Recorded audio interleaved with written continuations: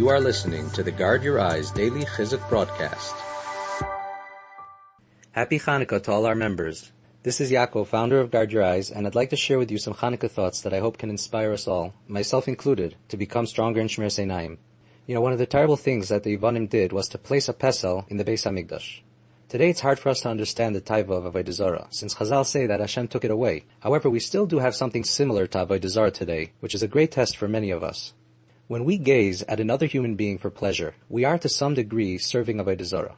The Zohar says that when Rav Shimon Bar Yochai was walking with his Talmidim, and they passed by a beautiful woman, he said to them, Al tifnu elo elilim, do not turn to the false gods. What is the difference between a real God and a false God?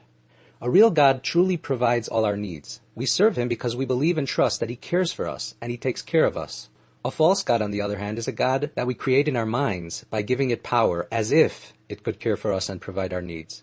So whether it's the rain god or the god of beauty or the god of fertility, whatever multitude of gods that the Goyim used to serve, these were imaginary gods that they gave power to in their minds, believing that these gods will provide them with their needs. So when a person looks at a woman lustfully, what he's really doing is giving power to her, in the sense that he's believing deep down in his mind that somehow flesh and blood has the power to provide him with his needs. But that's a lie. She has no power at all. It's like a rich man who gives a poor man bread to eat, and the poor man thanks the bread for providing his needs instead of thanking the rich man. Hashem is the one who provides our needs, not the flesh and blood, and Hashem takes care of us and knows exactly what each person needs. The Torah uses various words to describe Avoda Zara. Pesel u'maseicha toyavas Hashem, loisasel lecha pesel v'chol tmuna. Pesel means statue. That refers to form. Don't worship the body's form. The word maseicha means mask. Don't worship facial beauty, which is nothing but a mask over a skull of blood and muscle. As the saying goes, beauty is only skin deep. And the word tmuna means image. In today's world, this is perhaps the greatest Yetzer Hara. With the internet today, it's so easy to gaze at inappropriate images. But how foolish are we being when we give power in our minds to images of humans, pixels on a screen, representations of things that are fake themselves? Einayin lahem v'lo yiru.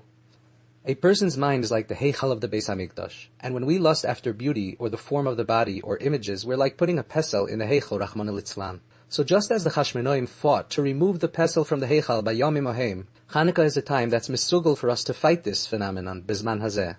But the only way they were able to win, so few against the many, was only through Messiras Nefesh.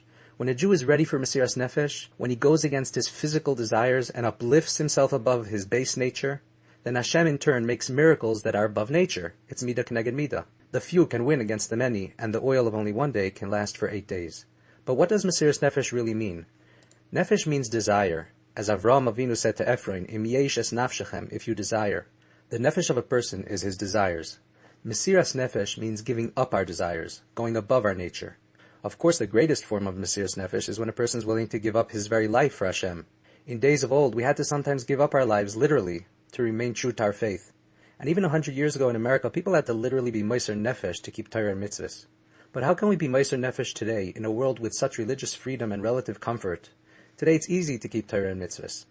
When we want to look at something we shouldn't, and remind ourselves that by doing that we would be giving power to something other than Hashem, a form of Avoda Zara, and we turn away and don't look, even though it can feel painful. And yes, for those who have stumbled a lot in this area, it can sometimes mamish feel like death to turn away. That is our precious chance for Messiras Nefesh in today's day and age. By turning away, we are proclaiming Hashem as the only provider of our needs. We refuse to place a pesel in the heichal of our minds and give power to false gods of flesh and blood. Chazal say that the mitzvah of Chanukah is at shetichle regel min hashuk, until the feet have finished passing through the marketplace. The word regel can also mean hergelim, our habits. Chanukah is a time that's misugol, auspicious, for tichle regel, for changing our bad habits. The mitzvah of lighting is lamata me'asara, lower than 10 tefachim. Again, the idea being that Chanukah is a time when we shine a light into the dark places of our lives. We shine light and banish the bad habits that we've developed all year round. It's a time when we can all change our teva, our nature, because Chanukah is a time of Messiras Nefesh, of going beyond our nature. So let's fight back against a dark world that gives so much power to the pesel and maseicha of the human form. And when we show Hashem that we're willing to go against our nature with Messiras Nefesh, He will make miracles for us all. Happy Chanukah. Thank you for listening to the Guard Your Eyes Daily Chizuk broadcast. Pass them on to your friends and help spread Kedusha in the world.